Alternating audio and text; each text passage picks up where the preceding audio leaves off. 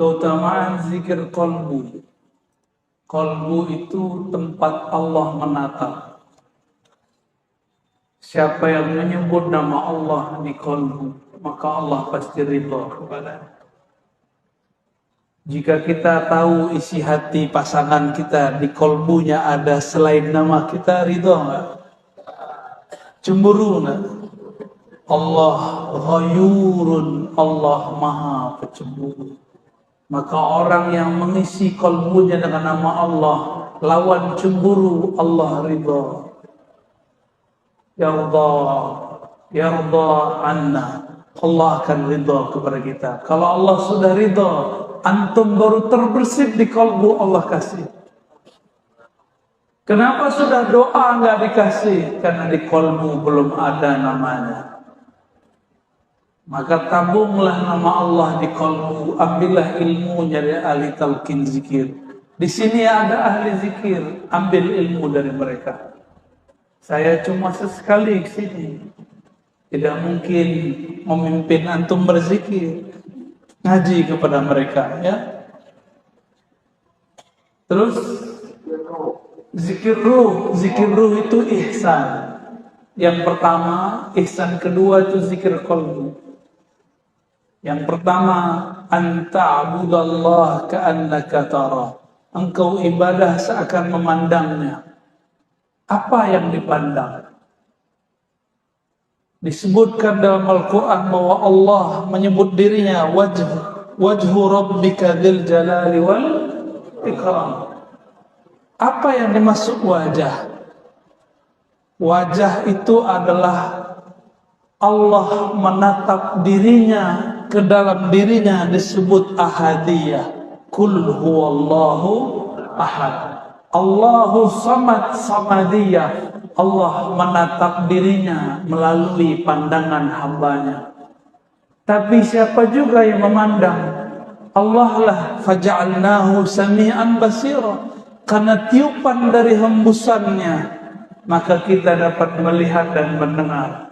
Maka di saat kita memandang Allah, sebenarnya bukan kita yang memandang, tapi ialah yang memandang.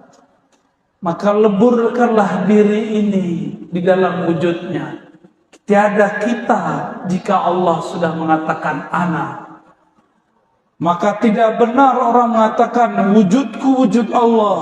Itu tidak sopan, su'ul adab kepada Allah. Nabi mengatakan dalam Sahih Bukhari, ala ma khalallahu batila. Selain Allah batil, anta batil. Engkau itu tiada sebenarnya. Engkau hanya diadakan Allah yang maha ada. Apalah kita dibandingkan Allah? Kita cuma diadakan, Dia yang mengadakan. Maka jangan katakan aku jika ada Dia. Allahumma shalli ala Muhammad. Adapun zikir qalbu, apa beda zikir ruh? Ruh memandang, qalbu dipandang. Yanzuru ila qulubikum. Dia memandang kepada qalbu. Kebanyakan para mursyid, para wali makamnya pada qalbunya. Hanya wali ghaus di akhir zaman yang sampai kepada makamnya ruh yang mutlak. Maka dia memandang setiap saat. Semoga kita bertemu beliau di akhir zaman. Amin ya Rabbal alamin. Ruh kan diserahkan kepada yang meniupkan ruh. Siapa yang meniupkan ruh? Allah mengatakan, aku nafakhtu, sang aku serahkan kepadanya. Itulah yang disebut berpulang. Maka kita kasih simbol Ahad, Ahmad, Muhammad. Tapi di akhir zaman ada Imam Al-Mahdi. Maka lengkaplah 4 sudut Ka'bah. Al-Mahdi, Ahad, Ahmad, Muhammad, Al-Mahdi. Itulah rahasia kenapa sudut Ka'bah ada 4. Sekarang akan disempurnakan dengan Imam akhir zaman yang Nabi katakan ismu ismi, ismu yuwati ismi, Hadis Abu Dawud, hadis sahih. Min itrati, min waladi Fatimah. Dari keturunan Rasulullah. Isim, apa arti isim? Derajatnya, ilmunya, makomnya. Isim kata Imam Al-Bajuri berarti as-sumu, ketinggian darajat. Juga berarti al-wasab, al-alam, tanda-tanda. Maka tanda yang terjadi pada Nabi Muhammad SAW akan terjadi pada Al-Imam Al-Mahdi. Sabar-sabar. Maka jangan anti habaib. Karena zuriat beliau dari habaib lah yang akan jadi Al-Imam Al-Mahdi. Tapi banyak habaib merasa dirinya, siapa ya? Karena mereka tak tahu diri. Habaib jika tidak belajar kepada wali Allah tidak jadi wali. Tapi dia dapat keberkahan dalam tubuhnya. Karena di darahnya ada darah Rasulullah SAW. Maka kita cinta kepada mereka, kita ta'zim kepada mereka. Selanjutnya kita biasa diberi selawat untuk berbiasa berdoa. Guru Habibna Sayyid Muhammad Ali Al-Maliki membacakan ayat Innallaha malaikatahu yusalluna 'alan nabi. Ini ijazah kubra dari Allah. Ya ayyuhallazina amanu sallu alaihi wa sallimu taslima. Maka siapa yang telah dapat belajar Al-Quran dari gurunya, dia telah dapat ijazah kubra, salawat dari Allah tabaraka wa ta'ala. Jadi tidak perlu ijazah. Namun kalau antum mau jadi salik, jadi murid, carilah mursyid yang akan mengijazahkan. Kemudian selanjutnya beliau pernah dengar dari pemahaman dari wali maksud. Gimana dengan wali maksud? Wali artinya kekasih Allah. Ada 7 golongan yang Allah berikan zilnya, bayang-bayang lindungannya, perlindungannya. Yauma la zilla illa zilluh, di saat itu tidak ada lagi bantuan pertolongan kecuali zilluh, bayang-bayang dari Allah Subhanahu wa ta'ala. Yang pertama apa? Al-Imam Al-Adil. Biasanya Imam Adil itu ketahuan kalau dia sudah turun. Tunggu aja turun dulu, ya. Kalau sudah turun nanti antum akan bilang dia adil atau tidak adil. Ya, maka saya tidak ada komentar karena saya tidak ahli politik. S1 saya akidah wa falsafah dan hadis 2 dan juga dirasa Islamiyah dari Syekh Hasan Hidayat. Saya bukan ahli politik. S2 saya tentang pemikiran Islam, Al-Fikrul Islami. S3 saya tentang Al-Fikrul Islami, bukan filsafat. Ya. Filsafat cuma S1. Saya lebih banyak khidmah untuk hadis, untuk tasawuf daripada falsafah. Falsafah itu cuma alat untuk memahami beberapa hal. Cabang filsafat itu politik, tapi saya belum masuk ke dalamnya. Karena saya tahu fitnah akhir zaman ada di politik. Saya jauh-jauh dulu dari situ. Jika ada guru kita, habib kita, masyayikh kita terjun ke sana, kita doakan. Semoga mereka dibimbing oleh Allah Subhanahu wa ta'ala. Jadi saya tidak tahu yang sekarang itu masuk kemana, ya. Tanya dulu, kalau udah selesai dulu, ya. Wallahu a'lam bis-shawab. Selanjutnya adalah memang bagi muslim sekarang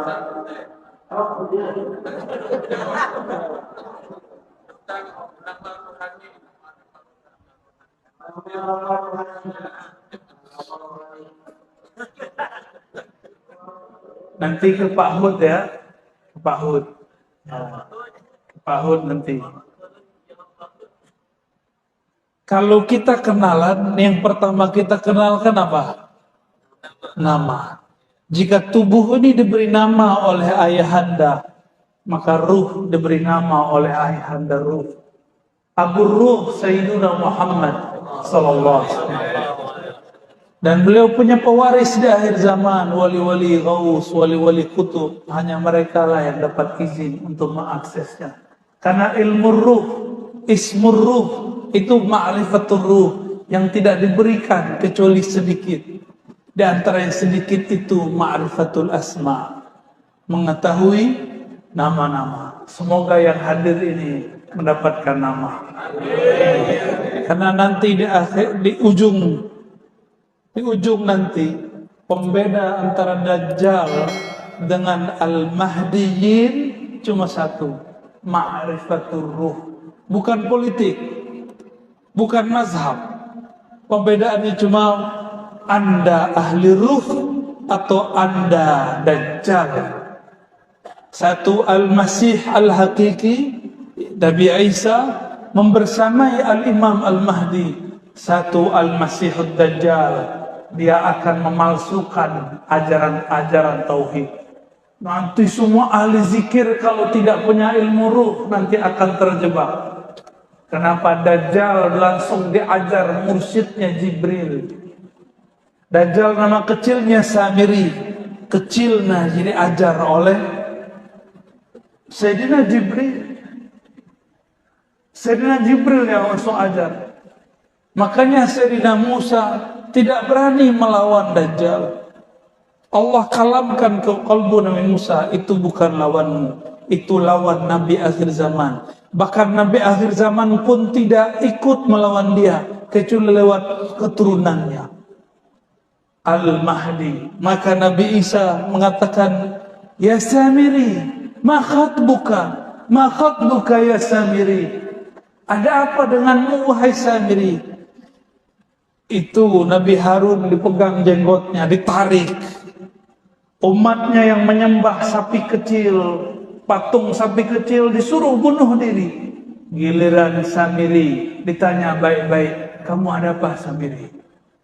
Berarti Nabi Musa pun ketemu Samiri, bergetar juga. Yang diizinkan umat akhir zaman, umat ini.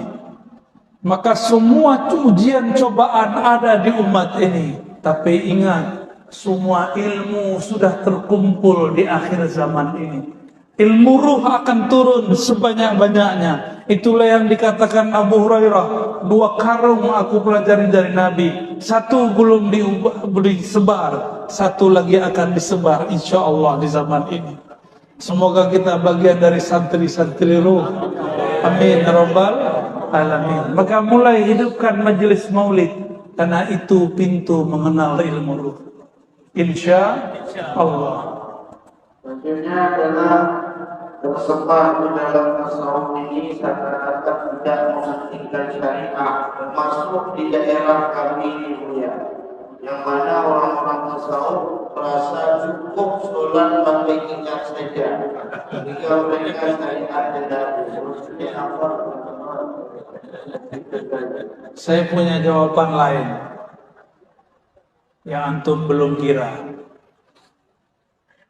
Yang tadi sholat khusyuk nggak? Khusyuk nggak? Pasti diterima Allah nggak? Dari awal takbir sampai assalamualaikum ingat Allah atau pernah ingat selain Allah? Jujur. Tidak jujur aja. Abdullah bin Amr yang berkalam dalam hadis Imam Tirmizi dikatakan, awwalu ma qubida qabla yaumil qiyamah al-khusyu'. Yang pertama dicabut sebelum akhir zaman adalah khusyuk. Abdullah bin Amr dapat kalam ini dari siapa? Tentu dari baginda Rasul sallallahu alaihi wasallam. Disebut hadis mauquf fi hukmil marfu. Kita ini baru belajar sholat, baru latihan sholat. Makanya Allah mengatakan, aqimis salata li dzikri. Aqim itu kalau diterjemahkan dalam bahasa sir, bahasa hakikat, latihlah dirimu sholat untuk mengingat aku. Maka engkau yang baru berlatih jangan sombong kalau melihat orang belum berlatih. Jangan sombong, kita baru berlatih. Jangan suudzon kepada orang yang terlihat belum sholat. Mungkin dia tidak sholat. Gusmi, tahu Gusmi? Masyhur di zamannya. Sezaman dengan ayahanda Gus Baha. Gurunya Gus Dur. Itu diisukan, dia hafiz Quran. Punya pesantren besar. Beliau diisukan banyak orang tidak sholat. Ngadulah orang kepada salah satu kiai di Pasuruan. Kiainya wali juga. Ini bukan khurafat. Ini kiai yang menyaksikan. Dia buka jendela, kamu lihat Gusmi lagi sholat di atas pohon. Dilihat pola di atas pohon. Mereka tidak percaya ini. Ya. Mereka tidak percaya, orang-orang yang ingkar kepada tasawuf, ingkar kepada karamah, tidak percaya. Mereka nggak percaya. Kalau saya percaya. Karamatul awliya saya percaya. Jadi kalau ada orang yang dimasyhurkan sebagai wali, tidak terlihat sholat, bukan berarti dia tidak sholat. Mungkin dia lagi nguji antum. Antum ini yang sholatnya begitu, sudah berani belum jadi juri. Ya, tapi semua ulama ahli tasawuf sepakat. Ilmuna musyayyadun muqayyadun bil kitabi wa sunnah. Ilmu kami sangat berkaitan erat dengan Quran dan Sunnah. Imam Zarruq mengatakan, al-batin yukhalifu zahir batil. Semua yang ilmu batin, ilmu tasawuf yang menyalahi syariat, maka itu batil. Man a'rafun nas bisyariah, a'rafuhum bisyariah, a'rafuhum bil khilaf.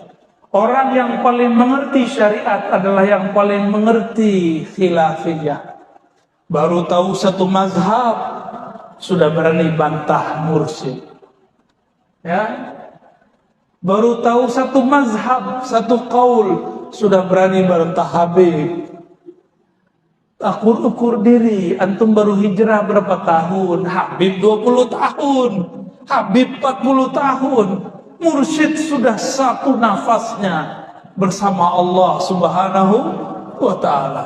Saya tidak membela orang tidak sholat. Setahu saya tidak ada wali kecuali dia sholat. Saya pernah suuzon dengan seorang wali. Tapi baru suuzon, khatir di kalbu. Apa kata dia pandang saya? Jangan kamu kira saya tidak sholat. Ya salah. Karena saya satu hari, satu malam dengan beliau tidak terlihat beliau sholat. Terbesit di hati. Ternyata kawan saya naik ke lantai 2, sholat subuh, ada beliau di atas. Terus yang di bawah siapa? Jangan-jangan yang kita temui itu bayang-bayangnya. Itu yang disebut tayyul ard, taksirun nufus. Karena wali itu nur. Nurnya satu nur bisa jadi bayang-bayang. Nabi Muhammad Sallallahu Alaihi Wasallam, dengan apa beliau melihat Uwais Al-Qarni? Karena pancaran nur Nabi sampai kepada Uwais. Uwais pun terlihat oleh Nabi. Nabi di Madinah, tapi wujudnya terlihat di kampung Uwais Al-Qarni. Paham itu? Matahari satu dilihat dari semua bumi. Dia satu, tapi orang melihatnya banyak. Habib Al-Kaf yang baru meninggal, Habib Ja'far Al-Kaf, ya, yang kalau ngomong nggak jelas, Al-Fatihah, Al-Fatihah, ya. Orang yang suul adab bilang Habib apaan ini ya. Tapi saksi matanya, saya tidak usah sebut namanya. Buka kamar, ada dia sedang tidur. Kamar satu lagi dia lagi sholat. Buka kamar satu dia lagi zikir. Kalau kurang percaya baca Al-Hawi Imam Suyuti. Di situ dijelaskan bab toyul ard, melipat bumi. Itu ada. Dulu Imam Suyuti pun tidak percaya. Ar-Razi pun dulu tidak percaya. Sampai kemudian baca kitab Al-Hafiz Imam As-Suyuti, barulah kita percaya. Dan saya menyaksikan sendiri. Kita salaman di depan rumahnya, pas masuk rumah dia ada lagi. Ya salam. Dulu di Tanah Abang ada wali, masih hidup, cuma saya nggak boleh sebut nama. Dia tidur-tiduran depan masjid. Muridnya masuk, ahli syariat, ahli fikih. Baru tahu mazhab zahir, belum tahu mazhab batin. Apa kata dia? Pak Yai, masuk. Pak Haji, masuk. Jadi imam Pak Haji. Ya, masuk. Ente duluan. Dalam hatinya, udah komat begini. Pak Haji kok masih di depan? Haji PA ini ya. Sampai di depan dia ke saf pertama. Lah yang jadi imam yang di depan. Ya salam. Antum tahu Mbah Mangli? Tahu Mbah Mangli? Sahabat saya seorang Habib juga datang ke Mbah Mangli. Ketemu di depan. Sepakat ini tidak mungkin, gak ada pintu. Ketika dia sampai di depan, lah Mbah Mangli ada di depan. Namanya karamatul aulia. Karamah wali itu gampang, jangankan itu dari Mekah ke Masjidil Aqsa sekejap Allah perjalankan. Dari Masjidil Aqsa sekejap sampai ke Sidratul Muntaha, mudah bagi Allah. Jangan pikir pakai otak logika yang IQ-nya rendah ini ya. Pikirlah dengan kehebatan Allah Subhanahu wa ta'ala. Semua ulama ahli sunnah ittifaq, ijma' bahwa karamatul awliya wajib dipercaya. Ya, dan tidak ada wali kecuali dia zikrullah, kecuali dia sholat. Cuma mata kita mungkin dia tidak. Wallahu a'lam bishawab. Khalas? Selanjutnya yang terakhir ini pemuda-pemuda grup yaitu yang sering membantah kelompok-kelompok yang salah pikiran. Bagaimana cara mereka nasihat untuk berjuang aswaja ini ya untuk masa depan mereka. Mari sama-sama kita dengarkan nasihat beliau untuk kita dalam akidah Ahlussunnah wal Jamaah, Asy'ariyah, Maturidiyah. Sampai selesai sampai di sini mudah-mudahan beliau sudah pulang. Ada dua jawabannya. Ya. Pertama, untuk yang punya kemahiran dalam ilmu akidah, ilmu fikih, ilmu tasawuf, mengerti hujjah, maka ikuti manhaj Imam Al-Baqillani. Al-Imam Al-Baqillani diprotes oleh sebagian ahli hadis. Beliau ahli hadis. Apa kata sebagian ahli hadis? Kenapa engkau sibuk mengatakan, mengalamkan, merat, mengkritisi kelompok ahli bid'ah? Nanti engkau akan ikut membicarakan bid'ah mereka. Uskut, diamlah engkau. Apa jawaban Imam Al-Baqillani? Baqillani ini murid dari Bahili, murid dari Ibnu Mujahid. Mereka berdua murid daripada Imam Asy'ari. Imam Asy'ari berguru kepada Zakaria As-Saji. As-Saji berguru kepada Ahmad bin Hanbal. Baqillani bawa cerita Ahmad bin Hanbal. Apa kata beliau? Apakah kamu wahai ahli hadis ingin mengalami yang dialami oleh imam kita Ahmad bin Hanbal waktu di Baghdad. Beliau lagi di Baghdad. Maksud engkau apa? Imam Ahmad ditanya mengenai suatu perkara, jawabannya la. Diam. La adri, la adri, la adri, la adri. Akhirnya beliau disiksa, masuk penjara. Padahal beliau bisa jawab. Beliau memahami pesan Imam Syafi'i, tapi terjemahannya ala Imam Ahmad. Imam Syafi'i pernah berkirim surat ke Imam Ahmad. Apa kata Imam Syafi'i? Sebelum beliau wafat tahun 204 Hijriah. Kejadiannya 15-14 tahun setelah beliau berkirim surat. Ya Aba Abdullah Ahmad bin Hanbal, Rasulullah menemuiku, mengunjungiku dalam mimpiku, sekedar menyampaikan salam kepada engkau. Rasulullah berpesan, isbir ala mihnatil Quran. Bersabarlah engkau janti jika ada perseteruan, perdebatan mengenai hakikat Quran, makhluk atau tidak makhluk. Pemahaman Imam Ahmad, sabar itu diam. Tapi Imam Ahmad punya kawan namanya Al-Karabisi, sabar itu harus jawab. Imam Ahmad akhirnya disiksa oleh Khalifah Al-Ma'mun, oleh Khalifah Al-Mutawakkil, oleh Al-Mu'tasim, lalu Khalifah Al-Wathiq. 3 khalifah menyiksa beliau. Imam Ahmad itu pakai sarung. Algojonya sangat kurang ajar kepada ulama. Imam Ahmad sedang disiksa, lalu ingin dipermalukan di depan semua narapidana. Sarungnya dicopot.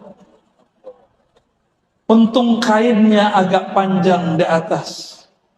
Maka beliau berkalam, ya Allah, sarung ini makhlukmu, izinkan aku memerintahkannya. Wa izari, ya izari, wahai sarungku, tutuplah auratku.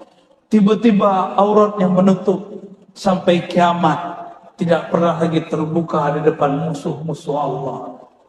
Karamah Imam Ahmad. Beliau tidak pernah jawab.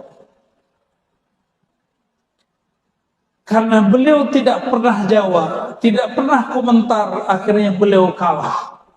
Imam Baqillani mengambil pelajaran besar.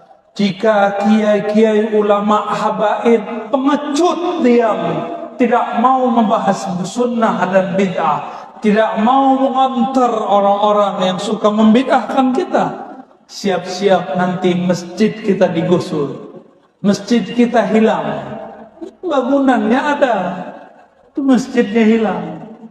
Mau? Maka kuatkan guru-guru kita, Habib, Syekh, Kiai, Tuan Guru, tolong jawab persoalan ini. Jangan diamkan. Tidak usah takut. Saya dulu masih separuh-separuh. Sampai tahun 2017, kaki saya masih 2. Enggak enak. Enggak enak. Enggak mau ribut. Saya kira persoalan selesai kalau ditulis, ditaruh di web. Enggak. Tulis buku selesai, tidak. Ternyata harus idfa billati hiya ahsan. Harus ada aktivitas idfa. Idfa itu aktivitas yang sangat gesit. Tidak boleh nunggu ada orang nanya. Kita yang datang kepada mereka, kita mulai duluan diskusi. Kalau perlu mulai duluan debat. Cuma saya sudah belajar tasawuf, tidak hobi debat.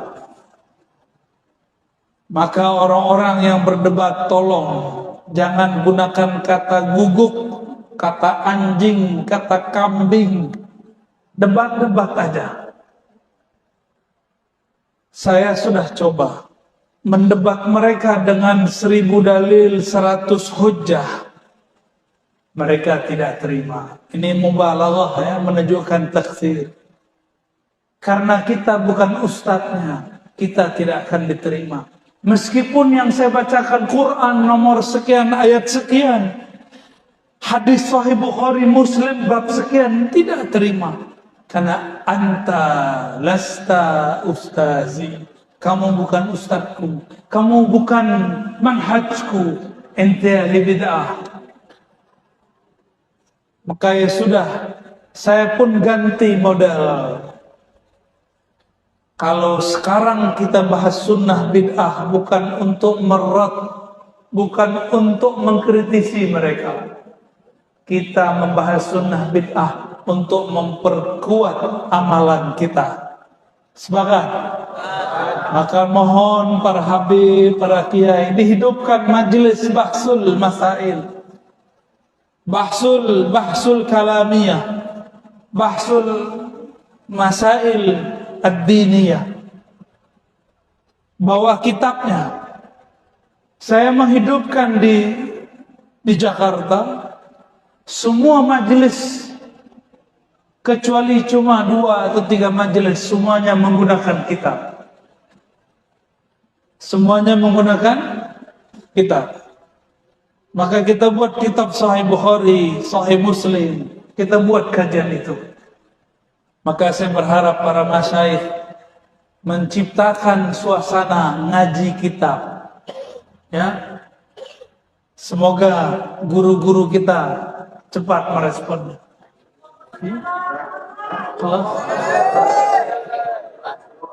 Dan jemaah mohon para beliau miskin, jemaah di kawan Islam, ada beliau cantik, salam lewat hati ya. Ya, insyaallah ada beliau dari hal itu sampai satu beliau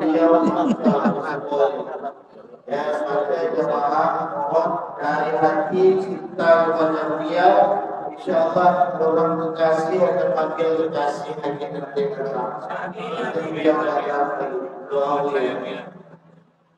Astaghfirullahaladzim, astaghfirullahaladzim. Allahumma ya Rahman ya Rahim, salli ala Sayyidina Muhammad. Ya Allah, sampaikan salam kami pada hari Jumat ini kepada ruh Nabi Muhammad. Allahumma salli ala ruhi Sayyidina Muhammadin fil arwah. Ya Allah, sampaikan salam ruh kami kepada ruh bahayahanda ruh kami, Nabi Muhammad sallallahu alaihi wasallam. Allahumma salli ala qalbi Sayyidina Muhammadin fil qulub. Ya Allah, sampaikan salam kalbu kami kepada kalbu baginda Nabi Muhammad sallallahu alaihi wasallam. Allahumma salli ala jasadi Sayyidina Muhammadin fil ajsad. Ya Allah, sampaikan salam dari semua jasad kami, satu tetes darah di tubuh kami, satu helai rambut di badan kami, kepada tubuh mulia baginda Rasul sallallahu alaihi wasallam. Allahumma salli ala Sayyidina Muhammad bi kulli salatin wa salamin. Ya Allah, sampaikan semua salam rindu kami kepada baginda Nabi Muhammad sallallahu alaihi wasallam. Ya Allah yang menurunkan hujan, turunkan rahmat dalam kalbu kami, turunkan cinta dalam diri kami. Ya Allah, meskipun Engkau mengatakan umat ini pasti berikhtilaf, pasti berselisih, jadikan kami umat yang mendapat rahmat Engkau. Jadikan kami umat yang mendapatkan kasih sayang Engkau. Ya Rabb, jadikan kami al-mutahabbina fika. Jadikan kami di akhir zaman umat yang saling mencintai dalam Engkau, dalam rahmat Engkau, dalam sifat Engkau. Jadikan kami di akhir zaman umat yang terpilih nanti di akhirat, ketika para aulia, para syuhada yaghbit, mereka semuanya iri melihat ada cahaya yang bergerak di atas mereka. Lalu nabi-nabi ditanya, siapakah mereka? Allah mengatakan, Engkau mengatakan, merekalah al-mutahabbina fiyya, Mereka lah yang saling mencintai di dalam rahmatku. Jadikan kami ya Allah bihaqqi Sayyidina Muhammad, bihaqqi Sayyidina Muhammad rahmatan lil alamin, minal marhumin, minal mutahabbina birahmatik, minal mutahabbina biruhik. Allahumma rabbana atina fid dunya hasanah wa fil akhirati hasanah wa qina adzaban nar. واحفظنا ومشايخنا واحفظنا وحبائبنا واحفظنا والجماعات والحاضرين والحاضرات والمسلمين والمسلمات. اللهم استرنا وإياهم وصلى الله على سيد الوجود والحمد لله رب العالمين.